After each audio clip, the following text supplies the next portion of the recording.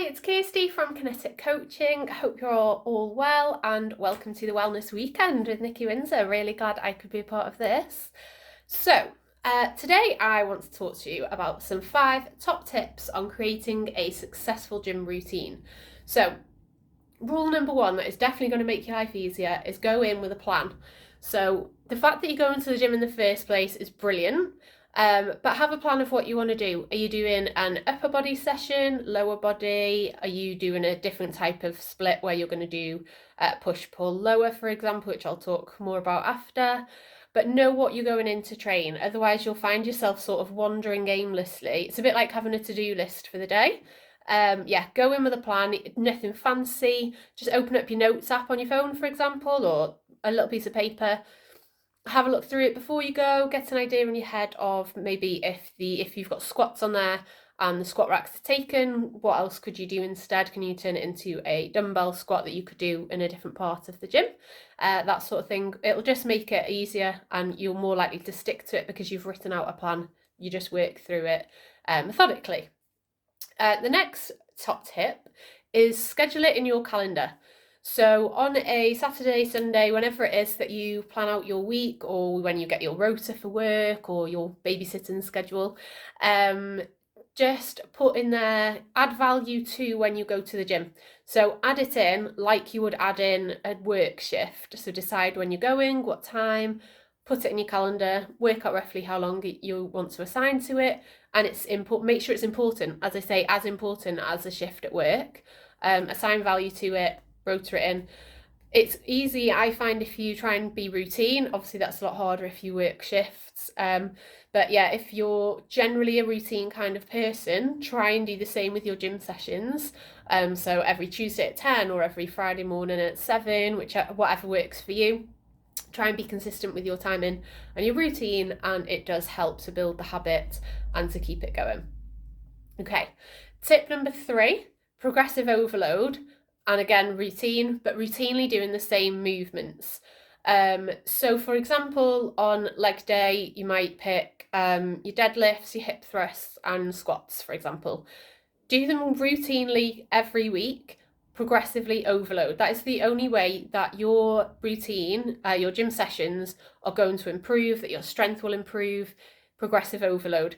So basically that just means increasing some form of your intensity. Either increase your weights, increase your reps, reduce your rest time. It's just increasing the intensity progressively to progressively overload your muscles and therefore grow them. Again, the reason we stick to the same movements is so you can monitor that progress. If you're doing 5 movements one week, 5 movements the next week, 5 movements the week after, you don't know if you're getting better, you can't monitor your progress because they're completely different movements that hit muscles, either different muscles or the same muscles from a different angle. So it's not the same way to measure your progress. So make your plan, stick to it for a minimum of 4 weeks. I tend to do 6 to 8 weeks so that I can progress different parts. So I might do 10 reps of a 50 kilo back squat. The next week I'll aim to get 10 reps of 60. Once I've hit 10 reps of 60, I might try and do 12 reps at 60 before I move up to 70. So like I say, just increasing and overloading your weights, and make sure you're challenging yourself. Your last reps should not look pretty. You need to be challenged. You need to be really struggling, but to a point that you keep form. So make sure, you're sort of grimacing through it, but your shoulders are still back, your core's engaged, all of those fundamentals to keeping a good technique and good form. Next is make sure your program is balanced. So I touched on it before, depending on how you do your split, you might want to do push, pull, lower. So push, basically anything you push away from your body. So shoulder press, chest press, triceps push away. And then pull is anything, so basically your rows, you row in towards you for your back day, you're curling towards your body for your biceps, and then obviously your lower body. So your balance for lower, you want to look at your agonist and antagonist muscles. So for example, if you're training your quads, you need to make sure you train your hamstrings as well. For upper body, when you train your chest, you need to make sure you're training your back, your biceps and triceps. So yeah, make sure it is a balanced routine and a balanced workout across your week. So if you've done an upper body, make sure you do a lower body. It doesn't have to be in one session, but in your routine throughout the week, make sure you've created balance. And the last one, which is probably one of the most important ones, is make sure it's enjoyable and realistic.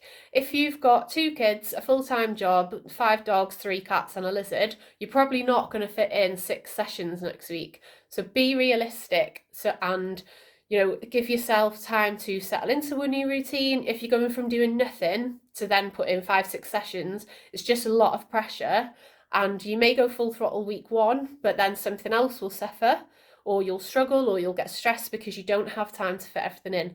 So be realistic about what time you can give to your program, plan it into your calendar, and evaluate it. See how you go. If in 2 weeks you're thinking, actually, because I'm now going to the gym, I'm not fitting in time to do this, that, and the other, look at how to streamline your sessions. Make your sessions shorter time but more efficient in that time with things like supersets.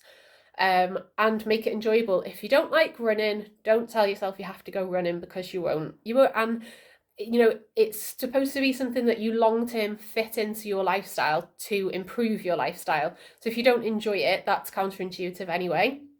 So yeah, pick something you enjoy.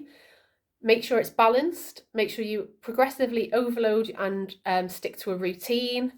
Put it in your calendar, add value to how important it is that you go and do that gym session or that cycle or that swimming session, whatever it is that suits you, and have a plan. Go in there knowing exactly what you're going to do, whether it's a weight session or it's how many lengths at the pool you're going to do, how many kilometres you tend to do on your bike. Have a plan, add value to it, stick to it, and enjoy it. Main thing, enjoy it, make it realistic and beneficial, and it's the best way that you'll stick to it. So I hope that's helpful. If you do need any help with any of that, I'm an online coach as well as an in-person coach based in North Wales.